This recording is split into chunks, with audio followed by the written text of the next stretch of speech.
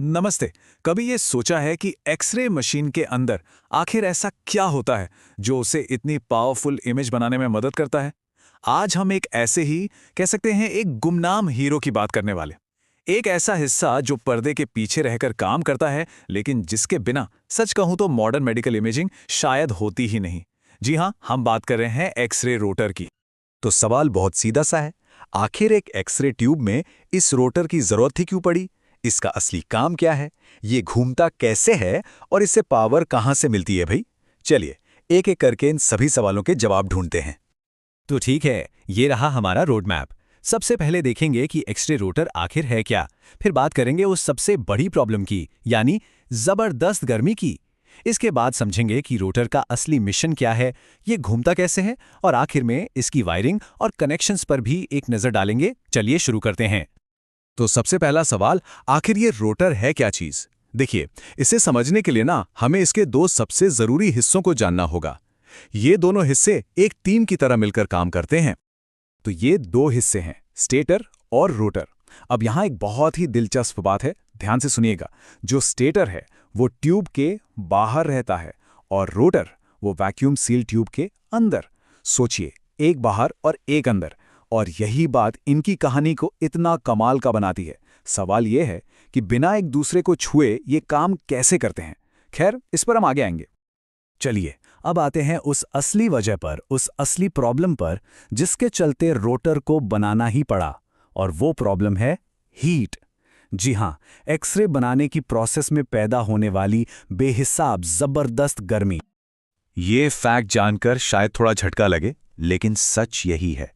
X ray tube में जितनी भी एनर्जी दी जाती है ना, उसका 99% से भी ज्यादा हिस्सा सिर्फ और सिर्फ गर्मी में बदल जाता है। एक्सरे तो बस 1% से भी कम बनते हैं। अब इतनी ज्यादा गर्मी है तो कहीं तो जाएगी, है ना? तो इस गर्मी का क्या करें? देखिए, यहां दो तरह के एनोड दिखाए गए हैं। एक है स्टेशनरी, यानी जो हिलता नहीं। अगर ऐसा एनोड होता तो सोचिए क्या होता। सारी की सारी हीट एक ही छोटे से स्पॉट पर पड़ती, और वो स्पॉट जाहिर है या तो डैमेज हो जाता या पिघल ही जाता। लेकिन दूसरी तरफ है रोटेटिंग एनोड। ये क्या करता है? ये घूमता है और उस हीट को एक बड़े से सर्कुलर ट्रैक पर फैला देता है। इससे किसी भी एक जगह पर बहुत ज्यादा गर्मी जमा ही नहीं हो पाती। Problem solved. और बस यहीं पर होती है हमारे आज के हीरो की एंट्री, यानी रोटर की। इसका सबसे पहला और सबसे जरूरी मिशन है इसी गर्मी की प्रॉब्लम को सॉल्व करना है। तो अब मुद्दे की बात, रोटर का काम क्या है?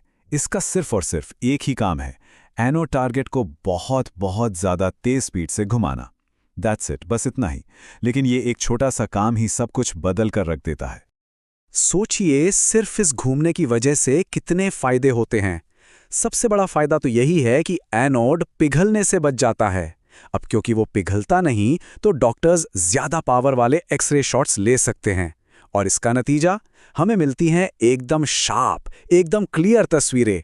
और एक बोनस भी है, इससे एक्सरे ट्यूब की लाइफ भी बढ़ जाती है। अच्छा, तो अब सवाल ये उठता है कि ये घूमता कैसे है, खासतौर पर तब जब ये एक सील बंद कांच की ट्यूब के अंदर कैद है। इसका जवाब फिजिक्स के एक बहुत ही कमाल के प्रिंसिपल में छिपा है, इलेक्ट्रोमैग्नेटिक इंडक्शन। मतलब कोई डायरेक्ट कनेक्शन नहीं, कोई तार नहीं, सब कुछ इनविजिबल फोर्सेस यानी अदृश्य शक्तियों का खेल है। चलिए इसे स्टेप बाय स्टेप समझते हैं। बहुत आसान है। सबसे पहले ट्यूब के बाहर जो स्टेटर कॉइल्स हैं, उनमें करंट दौड़ाया जाता है। इस करंट से बनती है एक रोटेटिंग मैग्नेटिक फील्ड जो कांच की ट्यूब के आर पार चली जाती है। अब ये मैग्नेटिक फील्ड ट्यूब के अंदर मौजूद कॉपर के रोटर में अपना एक करंट पैदा कर देती है। और बस आखिरी स्टेप, रोटर का ये करंट और स्टेटर की मैग्नेटिक फील्ड आपस में इंटरैक्ट करते हैं और रोटर उस घूमती हुई फील्ड का पीछा करने लगता है। ये बिल्कुल किसी इलेक्ट्रिक मोटर की तरह है। फर्क बस इतना है कि ये सब एक कांच की दीवार के आर पार हो रहा है। कमाल है ना? तो ये तो समझ आ गया कि ये घूमता कैसे है, इनविजिबल फोर्सेस से। लेकिन इन फोर्सेस को कंट्रोल कैसे किया जाता है? मतलब आखिर इसकी वायरिंग और कनेक्शंस का सिस्टम क्या है? ये टेबल पूरी कहानी को एकदम साफ कर देती है। देखिए, एक्सरे जनरेटर ठीक टाइम पर स्टेटर को पावर देता है। स्टेटर उस पावर से एक रोटेटिंग मैग्नेटिक फील्ड बनाता है।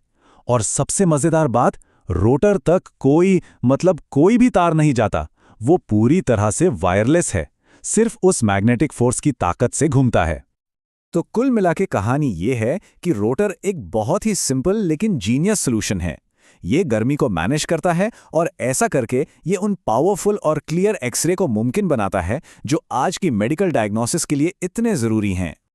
और ये पूरी बात एक बड़े सवाल पर लाके छोड़ देती है कि इलेक्ट्रोमैग्नेटिक इंडक्शन की तरह और कौन-कौन सी ऐसी अदृश्य शक्तियां हैं जो उस टेक्नोलॉजी को चला रही हैं जिस पर हम रोज़मर्रा की ज़िंदगी में इतना निर्भर करते हैं। सोचने वाली बात है ना?